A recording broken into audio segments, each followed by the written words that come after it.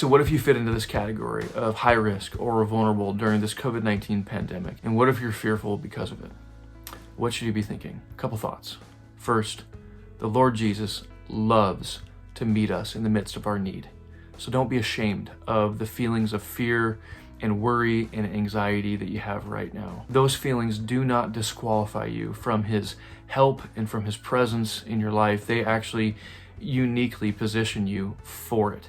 So don't be ashamed of the fear that you're feeling right now. Number two, don't avoid these feelings of fear that you're having. We are masters at distracting ourselves from the things that are scariest to us. But the author of Hebrews said in chapter 2 that the Son of God became a human being in order to deliver us from what was a lifelong bondage or slavery to the fear of death. Now, the way for you and for me to experience presently this deliverance that Jesus came to give us is not by avoiding the fear of death. It's not by distracting ourselves from it with 1,000 little things to do around the house.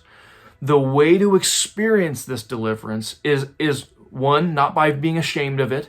Two, not by distracting ourselves from it. But three, by facing it head on with the power of the gospel. The way to experience this deliverance that Jesus came to obtain for us is by fighting our fear with the promises of the gospel until joy takes over where fear and worry once ruled in your heart. The Apostle Paul said in his letter to the Philippians, "For me to die is gain."